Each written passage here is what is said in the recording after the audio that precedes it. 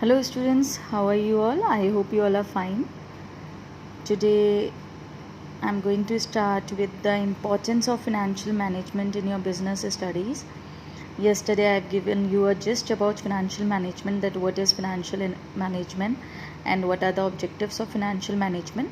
Today I'm going to start with the importance, that why financial management is important for any of the organization, or we can say what is the role of financial management in an organization. Okay, so as I've told you that what is financial management, financial management is basically concerned with optimum procurement as well as the uses of finance. किस तरह से finance को acquire करना है, allocate करना है और कहाँ कहाँ पर सरप्लस को डिस्पोज करना है, that is financial management. Okay, managing the finance, managing the funds, inflow and outflow of funds. Okay, now in any of the organization, financial management is of very much importance. Yes, because it tells about the financial health of any of the organization. Yes, the financial statements, for example, balance sheet, P&L account, reflect a firm's financial position and its financial health. Of course, financial management की जब हम बात कर रहे हैं तो कहीं ना कहीं finance की बात हो रही है, finance की बात हो रही है, तो financial statements भी उसमें आएंगी. Balance sheet, P&L account, these are the financial statements, and we know, you know, that these two statements reflect, they show the financial position or financial health of any of the organization. Yes, now you know that in each and every organization, each and every item in the financial statement में जितने भी items आते हैं, अगर हम बात करें P&L account की, then gross profit is there, capital is there, purchase, sales, direct expenses, indirect expenses, income as well. And if we'll talk about balance sheet, then liability side में जितने भी आपके items हैं, asset side में जितने भी आपके items हैं, they all are affected by the decisions taken in the organisation. अगर ऑर्गेनाइजेशन में डिसीज़न लिए जा रहे हैं, for example long term assets purchase करनी है या शॉर्ट टर्म एसेट्स परचेज करनी है, कहीं पर इन्वेस्टमेंट करनी है, क्रेडिटर्स इंक्रीज़ हो गए, डेटर्स इंक्रीज डिक्रीज़ हो गए, और एल से लोन लिया, इक्विटी शेयर्स इशू करे, उन पर इंटरेस्ट देना है, डिविडेंड पे करना है.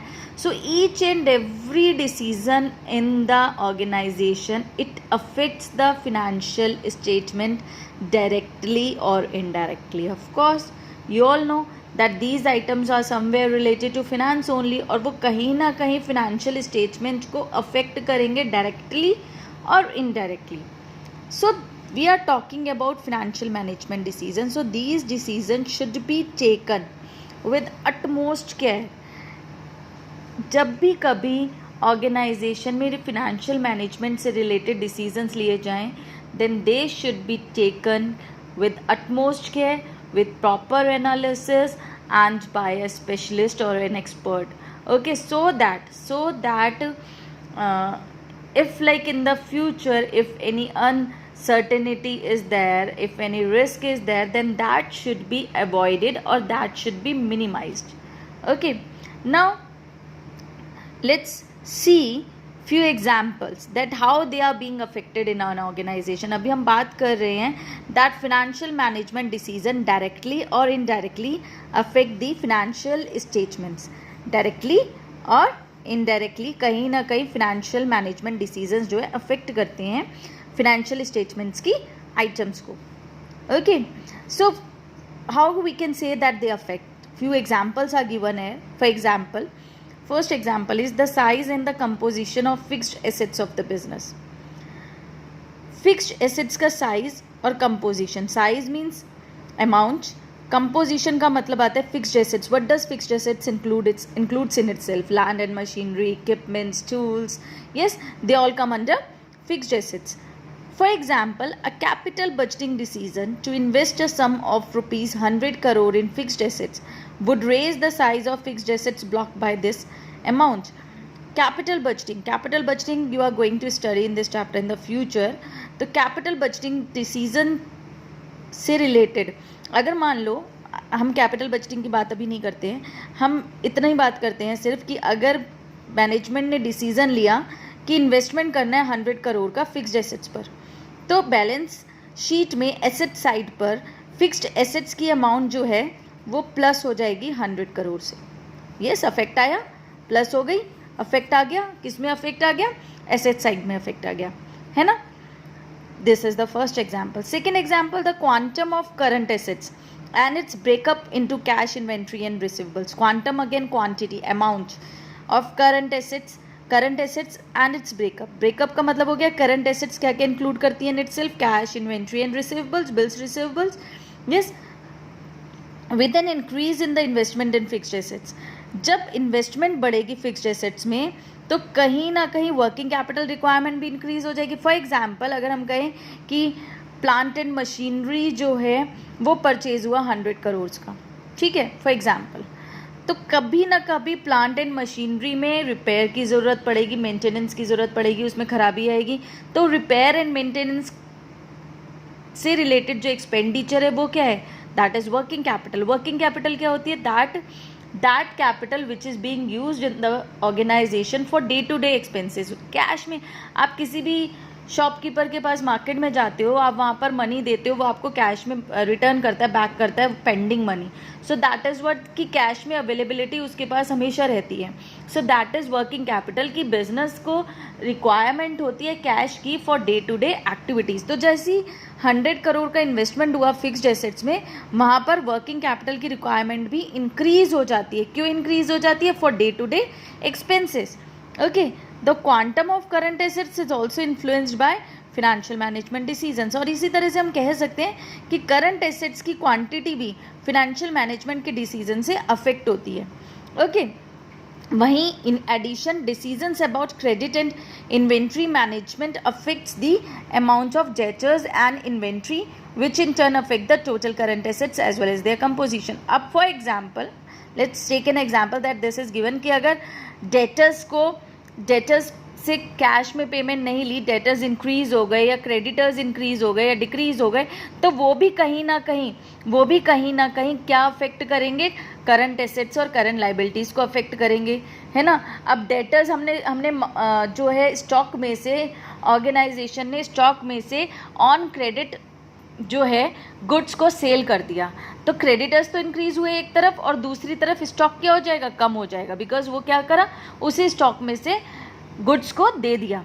तो दोनों चीज़ें अफेक्ट हुई, एक तरफ क्रेडिटर्स अफेक्ट हो रहे हैं, एक तरफ स्टॉक भी अफेक्ट हो रहा है ना. You know this, you have studied this in financial statements. Dual effect आता है, यस, विद एडजस्टमेंट्स वाले चैप्टर में आप पढ़ चुके हैं ये सब चीज़ें. So somewhere that these are also being affected. तो जो भी डिसीजन लिया जाता है ऑर्गेनाइजेशन में, it affects the financial statements directly और इनडायरेक्टली. यही मोटिव है समझाने का, एग्जाम्पल्स देने का कि how does financial statements are being affected directly और indirectly. Next is the amount of long term and short term funds to be used. Financial management among others involves decision about the proportion of long term and short term funds. of course financial management में decision लिए जाते हैं regarding long term and short term funds. okay, अगर कोई organisation ये चाहता है कि उसके पास मोर लिक्विड एसेट्स हो, लिक्विड एसेट्स एक्सेप्ट स्टॉक, आपकी जितनी भी करंट एसेट्स आ जाती हैं that are liquid assets. Okay, so अगर कोई ऑर्गेनाइजेशन चाहता है कि उसकी लिक्विड एसेट्स ज़्यादा हों, तो वो क्या करेगा? वो ज़्यादा से ज़्यादा would raise relatively more amount on a long term basis. वो ज़्यादा से ज़्यादा लॉन्ग टर्म बेसिस पर काम करेगा. Okay, now there is a choice between liquidity and profitability. Organisation या तो लिक्विडिटी मेंटेन करे यानी कैश में अपने पास पैसा रखे, या फिर अपनी प्रॉफिटेबिलिटी मेंटेन करे यानी प्रॉफिट ज़्यादा अर्न करे. अब यहाँ पर इस केस में ये मान के चला जा रहा है that current liabilities cost less than long term liabilities, कि करंट लाइबिलिटीज़ की जो कॉस्ट है वो कम होती है लॉन्ग टर्म लाइबिलिटी से. ऑफकोर्स करंट लाइबिलिटीज़ की कॉस्ट क्या हुई, क्रेडिटर्स हुए हमारी करंट लाइबिलिटीज़, बिल्स पेबल हुए हमारी करंट लाइबिलिटीज़, इनकी कॉस्ट बहुत कम है. अगर 15,000 के क्रेडिटर्स ने पेमेंट नहीं करी तो वो लॉस शायद कम होगा अगर करंट लॉन्ग टर्म लाइबिलिटीज़ की कॉस्ट ज़्यादा पड़ेगी, वो कम होगा. वो 15,000 रुपये पे ना मिलना कम होगा लॉन्ग टर्म लाइबिलिटी से. Long term liability for example loan ले लिया 50 करोड़ का, है ना, तो 50 करोड़ की कॉस्ट यानी उस पर इंटरेस्ट देना ज़्यादा है, यस, ना कि क्रेडिटर्स की कॉस्ट. तो कहीं ना कहीं करंट लाइबिलिटीज़ की कॉस्ट कम होती है rather than long term liabilities. Okay, so these examples are given to you only to show that financial statement कैसे affect हो रहे हैं and why financial management is important, that also you can say. Breakup of long term financing into debt and equity etc. yes, long term financing, जितनी भी long term हमारी liabilities होती हैं या हम फिनेंस अरेंज करते हैं लॉन्ग टर्म के लिए, वो डेट इक्विटी एटसेट्रा से करते हैं. ऑफ कोर्स बहुत सारे ऑप्शन है, you have started this in sources of fund. So of the total long term finance the proportions to be raised by way of debt और equity is a financial management decision. तो proportion मतलब debt कितना लेना है, equity कितनी लेनी है. For example 60% date लेना है, 40% इक्विटी लेनी है, 50-50 लेना है, जो कुछ भी ये डिसीजन लिया जाता है that decision is known as financial management decision. कितना डेट होना चाहिए, कितनी इक्विटी शेयर कैपिटल होनी चाहिए, कितनी प्रेफरेंस शेयर कैपिटल होनी चाहिए, ये सारी अमाउंट्स अफेक्ट होती है फिनेंसिंग डिसीजन, जो कि फाइनेंशियल मैनेजमेंट का पार्ट है. यहाँ भी हम पढ़ने वाले हैं फाइनेंशियल मैनेजमेंट के 3 डिसीजंस होते हैं. All items in the profit and loss account, example interest, expense, depreciation. अभी बताया फाइनेंशियल स्टेटमेंट में P&L ट्रेडिंग अकाउंट भी अफेक्ट होता है, तो यहाँ पर वही बात हो रही है. अगर डेट ज़्यादा लेगा ऑर्गेनाइजेशन तो उसको इंटरेस्ट भी ज़्यादा पे करना पड़ेगा, और इंटरेस्ट कहाँ पर आता है, P&L अकाउंट की डेबिट साइड में, यस, सो वो अफेक्ट होगा. Similarly use of higher equity, अगर इक्विटी हायर ले ली तो डिविडेंड्स की पेमेंट ज़्यादा हो जाएगी, है ना. अगर बिजनेस एक्सपेंड कर दिया तो क्या हो जाएगा, कहीं ना कहीं P&L अकाउंट में भी वो सब चीज़ें जो है, बिजनेस एक्सपेंड होगा तो सैलरीज इंक्रीज हो जाएंगी और हमारे करंट डायरेक्ट इनडायरेक्ट एक्सपेंसेस जो हैं वो इंक्रीज हो जाएंगे, तो कहीं ना कहीं अफेक्ट होगा P&L account. So these are few of the examples that how does financial statements are being affected by financial management decisions, we can say. It can thus be stated that the financial statements of a business are largely determined by financial management decisions taken earlier, of course. तो कहीं ना कहीं ये सब decisions जो हैं financial management की वजह से affect होते हैं. Similarly, the future financial statements would depend upon past as well as current financial decisions. और अगर financial statements future में prepare करने हैं, then that will be affected by past experiences. ये हम बहुत बार बात कर चुके हैं. Yes, that past experiences के basis पर आगे की future planning की जाती है. Thus, the overall financial health of a business is determined by the quality of its financial management. If financial management of an organization is good, yes, is good, then financial health of the organization will also be good. Objectives will be achieved. Good financial management. If good financial management का objective क्या होता है, main aim क्या होता है, mobilization of financial resources at lower cost. It means arranging the financial resources at lower cost. कम से कम cost में financial resources को arrange करना और उन्हें deploy, उन्हें मतलब allocate करना in most lucrative activities. Lucrative मतलब जहाँ से ज़्यादा return on investment मिल सके. So this is why we can say that financial management is important. This is why financial management is important. You can take it as an importance. Okay, so this is all for today, students. I hope you understood this. Thank you and have a nice day.